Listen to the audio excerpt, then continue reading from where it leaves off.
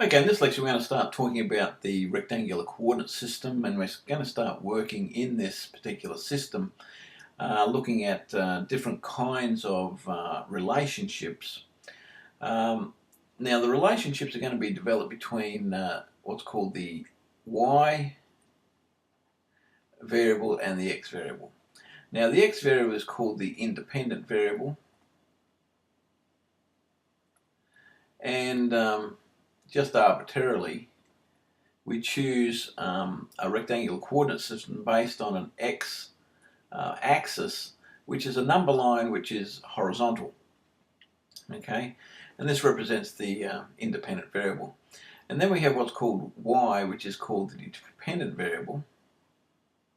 And later you'll see that it's because it depends on what x is. All right, and this happens to be a axis which is perpendicular, all right, to the horizontal axis. So arbitrarily it's called x the horizontal axis and y the vertical axis. That's the way everybody considers it, just that's chosen that way. And so, for example, if we chose some points here, if I chose a point such as 3, -5, it would be here. So every point on this plane, all right, can be specified using what's called an ordered pair, where x is the first value, okay, and y is the second value. So of course we go across 3 here, all right, and we go down 5, and of course that produces this value here, this point here. All right, now notice that when we have axes like this, x and y, we've actually divided up our plane here, and sometimes this is called the coordinate plane, into 4 different sections. So 4 we use quad, so this would be quadrant 1. Alright, now the thing about quadrant 1 is that all the x values are positive and all the y values are positive for any point in this quadrant here. So 5, 6 would be this point here, and it's in the first quadrant. Both x and y are positive values. The second quadrant we move counterclockwise, and this is quadrant 2. Okay. Alright, and notice in this case here, x is now negative and y is positive. Okay. Alright, so in other words, if I had -3, 5, it would be this point here. Okay. Next, this one here would be quadrant 3. Okay. And we use Roman numerals here, if you like. And quadrant 3, notice x is less than 0 and y is less than 0. So both the values inside this ordered pair would be negative. -4, -5 would be here, for example. And finally, this is quadrant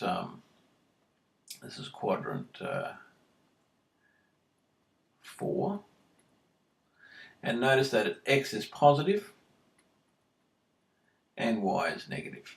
Okay, so we can always determine what quadrant we're dealing with if we are going to work out where the point should be. Well, the point actually tells us which quadrant we're in based on what the numbers are here, and vice versa.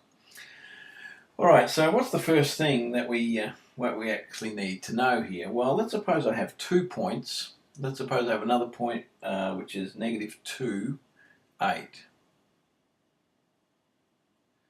All right, so here's -2, 8. All right, and we have this point here. So let's suppose I call this point here Q, and this one here P. Now we may want to know what the distance is between P and Q. Now we can see here that if I was to put a line across here and then down here, it would actually form a right triangle. Okay. Now, as soon as I'm talking about a right triangle, okay, then I'm talking about being able to use Pythagoras' rule.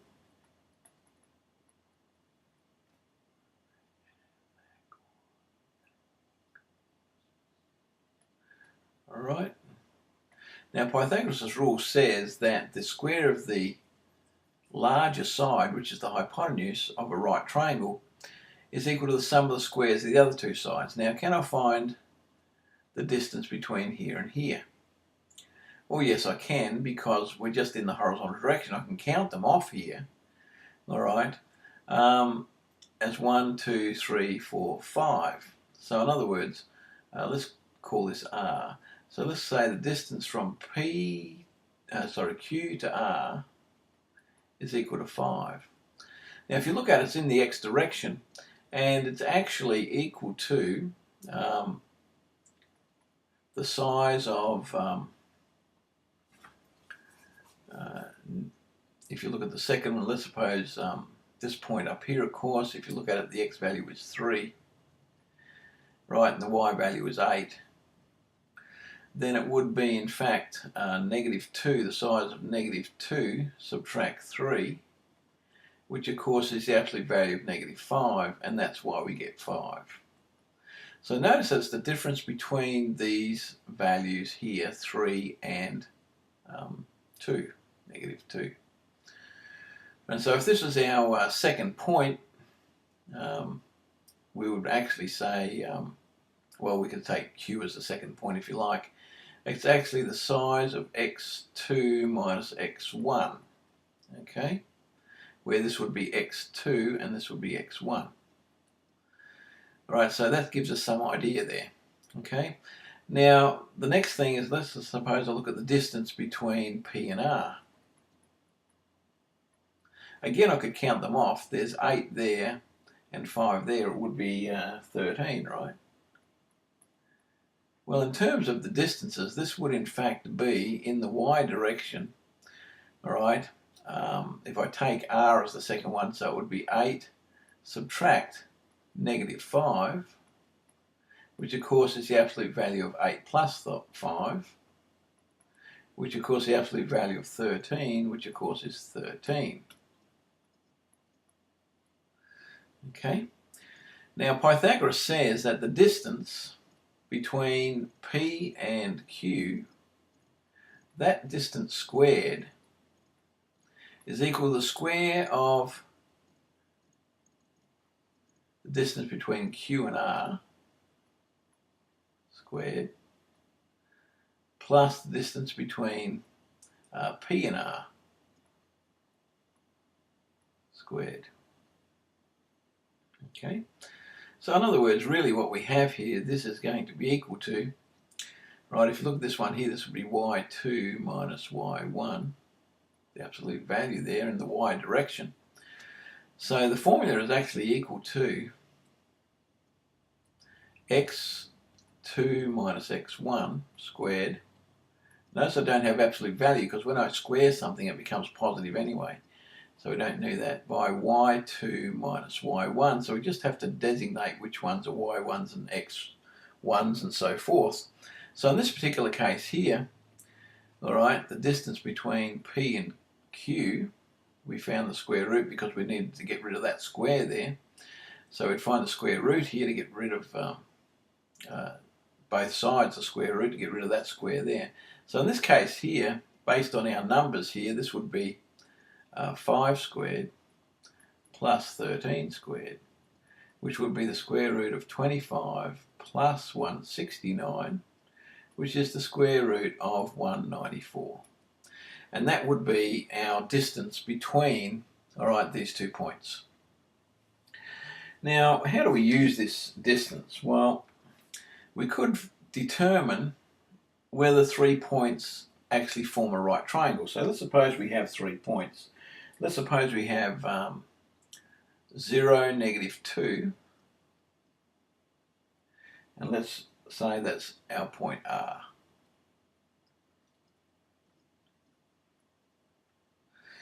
Right, let's suppose I have 5, 1, which is here, And let's call that point S.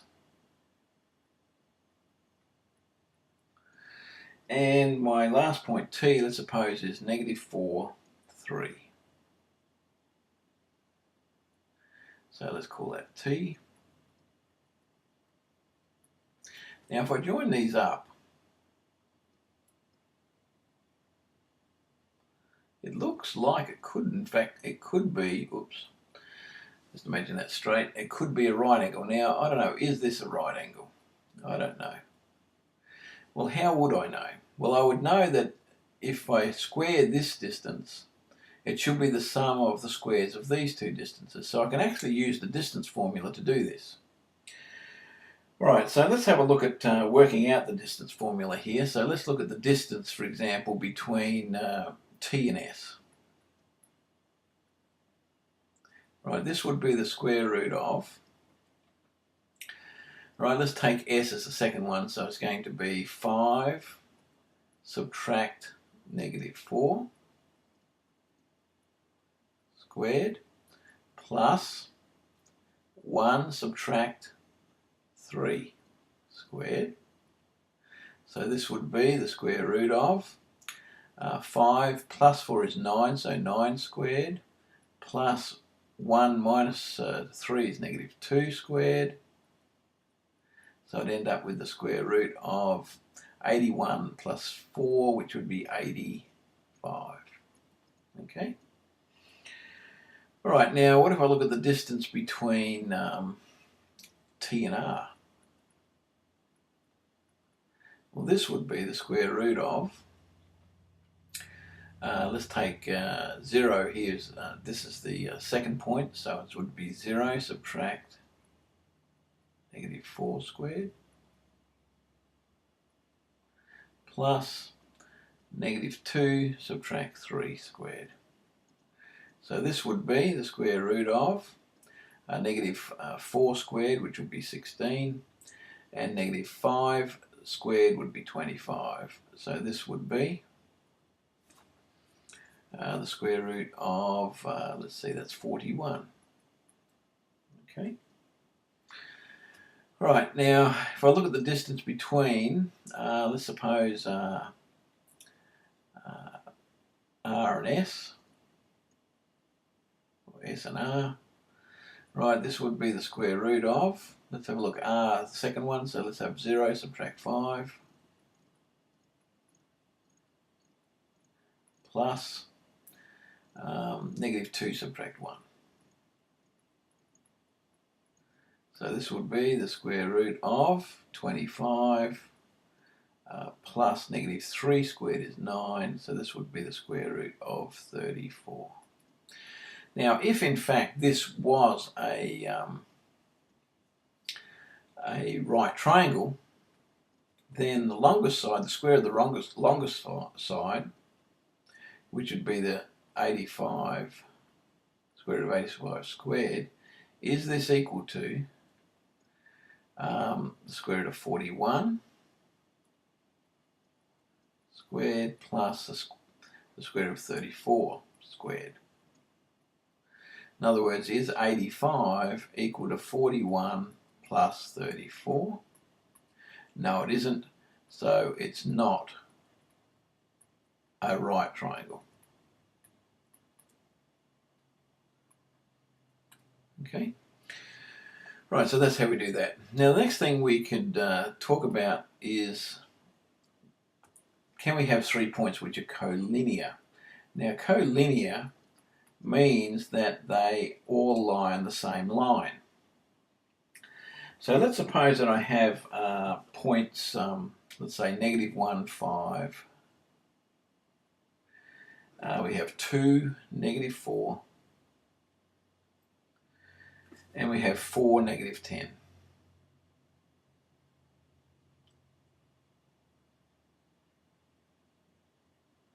Looks like this, all right? So we want to know, do these all lie on the same line? Now they certainly look like they do. But we don't want to be drawing it, because sometimes drawing is not accurate. We want to know a way of actually doing that without having to draw it. In other words, algebraically. Well, if they're collinear, we've got a couple of things we can do. Let's suppose that we have the points P, Q, and R. If they're collinear, then clearly the distance, all right, so the distance between P and R should be equal to the distance from P to Q plus the distance from Q to R. Okay, so from there to there must be equal to this plus this plus this. If it wasn't, if this Q was off the line, then you certainly wouldn't get that because you've got a triangle and that plus that would be larger than that.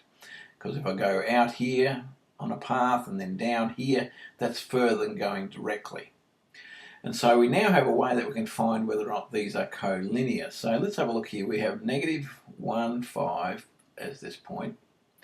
We have 2, -4 as this point. And we have 4, -10 for this point. All right, so the first thing is I want the distance, all right, between P and Q, say. So the distance between P and Q is going to be, well, let's choose this one here as the second point. So 2 subtract -1 squared plus -4 subtract 5 squared. So I'd end up with, let's do this, it's -2 plus 1, which is 3 squared is 9. And -4 subtract 5 is -9, so 9 squared is 81. Okay, so I end up with this being the square root of 90. Now be careful here because this has a factor of 9 in it, so we could write this as 3 square root 10.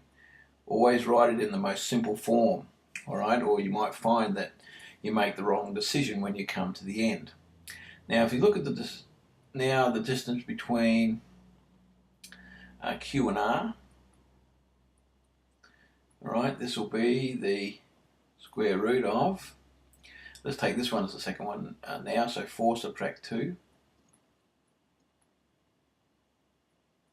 plus -10 subtract -4.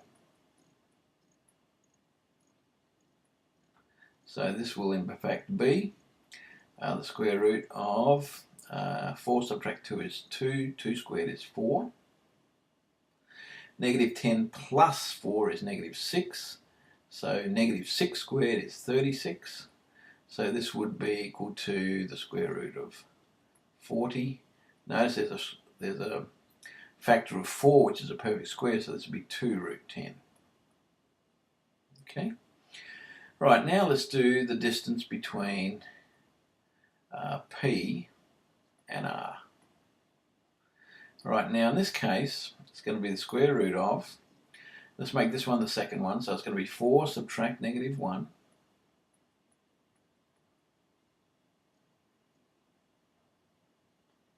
squared, and plus -10 subtract 5 squared. So this will become, so what do we have? 4 subtract -1, which would be 4 plus 1, which is 5 squared, which is 25, plus we have -10 subtract 5 is -15, and -15 squared is 225. And so we end up with the square root of 250, which of course has a factor of 25, so it would be 5 square root 10. Right, now notice that 3 square root 10 plus 2 square root 10 is actually equal to 5 square root 10, which is this thing here.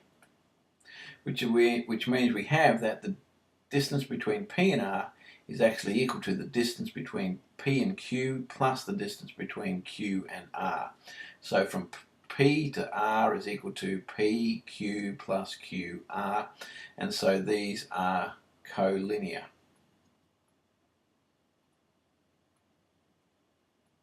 So they're collinear points. Right, and so there's ways we can use our rectangular coordinate system.